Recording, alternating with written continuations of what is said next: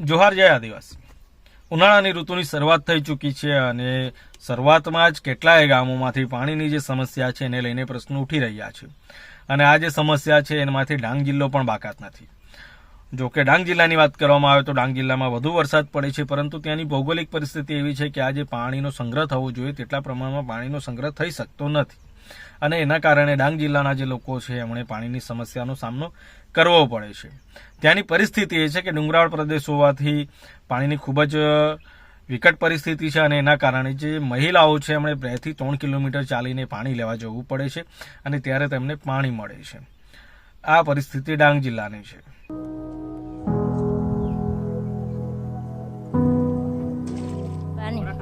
पक्का दूर ते खाड़ा में जावला पड़ हो ती मंदिर दिस हो तंग जावला पड़ हो तंग 2-3 किलोमीटर ते खरले जावला पड़ हो કે પીવાના પાણીની પણ સતત મુશ્કેલીઓ મહિલાઓને વેઠવી પડે છે. અને ઉનાળામાં પક્કી તકલીફ પડે, દૂર દૂર જાય તો અમારે પાણીની સુવિધા લાગે.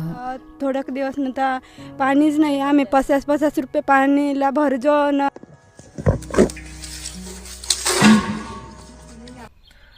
હવે અહીં પ્રશ્નો એ ઉઠે છે કે જ્યારે સરકાર આદિવાસીઓના વિકાસની વાત કરતી હોય છે તે સમયે આદિવાસીઓ જે છે તે પ્રાથમિક સુવિધાઓથી પણ વંચિત છે. આદિવાસી વિસ્તારની વાત કરવામાં આવે તો આદિવાસી વિસ્તારમાં મોટા મોટા ડેમો આવેલા છે, પરંતુ એ આદિવાસીઓને સિંચાઈ માટે તો વાત અલગ છે, પરંતુ પીવા માટે પણ પાણીના વલખા મારવા પડે છે. આ જે ડેમો બન્યા છે ડેમોમાં સૌથી વધુ વિસ્થાપિત થયા હોય, સૌથી વધુ જમીન જો ગુમાવી હોય તો તે આદિવાસીઓ છે. પછી ઉકાઈ ડેમ હોય કે નર્મદા ડેમ હોય, પરંતુ એનો જે ફાયદો આદિવાસીઓને મળવો જોઈએ તે નથી મળ્યો અને એના કારણે આજે પણ આદિવાસીઓ સિંચાઈના પાણી સાથે સાથે પીવાના પાણીથી પણ વંચિત છે.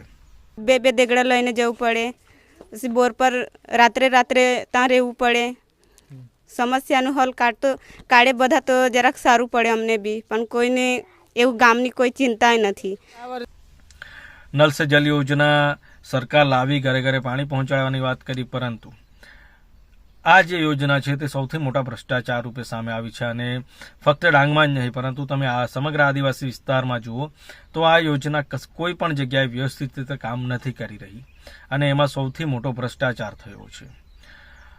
ડાંગમાં આ જે પાણીની સમસ્યા છે એને લઈને ત્યાંના જે અધિકારીઓ છે કે પછી જે ચૂંટાયેલા પ્રતિનિધિઓ છે એ લોકો એવું લાગે છે કે જાડી ચામડીના થઈ ગયા હોય એવું લાગે છે, કારણ કે એમણે ત્યાંના જે લોકો છે એમની સમસ્યા સાથે કોઈ લેવા દેવા નથી. આદિવાસીઓ માટે જે ગ્રાન્ટના પૈસા ફાળવવામાં આવે છે, નાણાં ફાળવવામાં આવે છે, તે ક્યાંક ને ક્યાંક ખૂબ મોટા ભ્રષ્ટાચારનો ભોગ બની રહ્યા હોય એવું લાગી રહ્યું છે.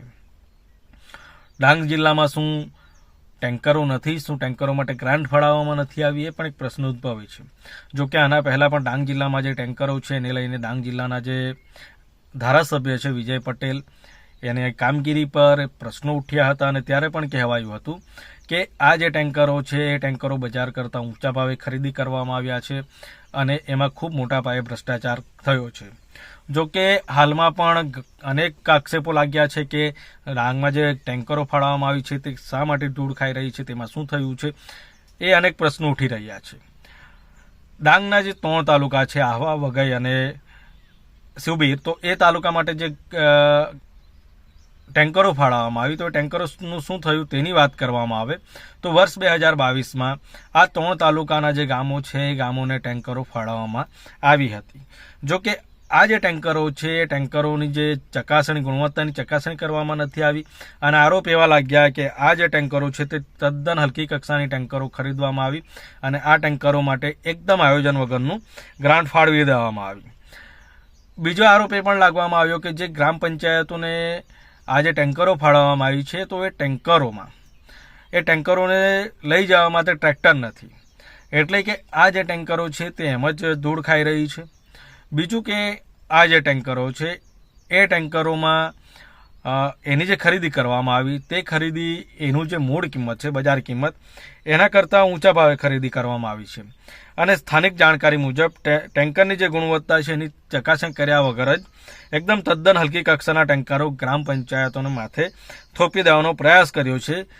તો બીજી તરફ કેટલીક ગ્રામ પંચાયતોમાં ટેન્કરને જોડવા ટ્રેક્ટરની પણ વ્યવસ્થા ન હોય, લાખો રૂપિયાના ખર્ચે તાલુકા વિકાસ અધિકારીઓએ ફાળવેલ ટેન્કરો બારોબાર અન્યોને વેચી દીધાની ચોંકાવનારી વિગતો પણ બહાર આવી છે. એટલે કે આ જે ટેન્કરો છે તે આદિવાસીઓની વિકાસ માટે જે ગ્રાન્ટ ફાળવવામાં આવે છે તે ગ્રાન્ટમાંથી ખરીદી કરવામાં આવ્યા અને ત્યારબાદ એ જે ટેન્કરો છે ટેન્કરોને બારોબાર અન્યોને વેચી પણ દેવામાં આવ્યા.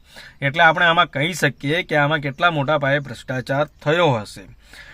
ભ્રષ્ટાચારની હદ તો ત્યારે થઈ કે પીવાના પાણીના નામે અનેક ગામોમાં 3 લાખ રૂપિયાના ખર્ચે પીવાના પાણીના ટેન્કર ફાળવવામાં આવ્યા, પરંતુ આ જે ટેન્કર છે તે બજાર કિંમત જે છે તેના કરતાં વધુ ભાવે ખરીદી કરવામાં આવ્યા છે.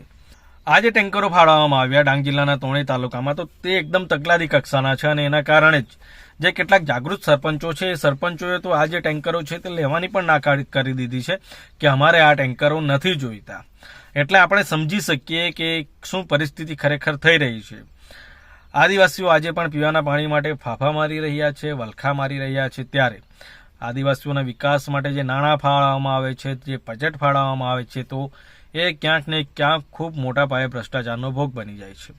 અને આમાં ફક્ત સરકારી અધિકારીઓ જ જવાબદાર નથી હોતા, પરંતુ આમાં સરકારી અધિકારીઓ સાથે જે ચૂંટાયેલા હોય એમાં પછી સરપંચથી લઈને સંસદ સભ્ય સુધીના તમામનો સમાવેશ થઈ જાય છે. તો એ તમામ આ જે ભ્રષ્ટાચાર છે એ ભ્રષ્ટાચારમાં તેમનો પણ હિસ્સો હોઈ શકે. ડાંગ જિલ્લાની પાણીની સમસ્યાનો સમાધાન આવી જશે તેવો વાયદો અહીંના લોકોને લગભગ દરેક ચૂંટણીમાં મળે છે, પરંતુ તેનો સમાધાન હજી સુધી આવ્યો નથી.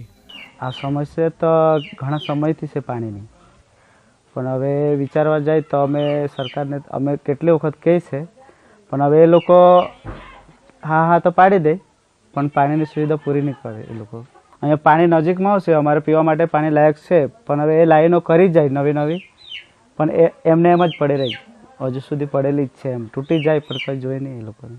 આગળ પણ જે ધારાસભ્ય છે વિજય પટેલ, એના પર આરોપ લાગ્યા હતા કે એમણે બજાર કરતાં ઊંચી કિંમતે ટેન્કરો ખરીદ્યા અને આ જે ટેન્કરો છે તે તેમની પાસે ધૂળ ખાઈ રહ્યા છે. આ પ્રકારના આરોપો એમના પર લાગ્યા હતા અને હાલમાં પણ એ જ પરિસ્થિતિ છે કે આ જે ટેન્કરો છે તે હજુ પણ ધૂળ ખાઈ રહ્યા છે અને ગ્રામ લોકોને ફાળવવામાં આવ્યા નથી.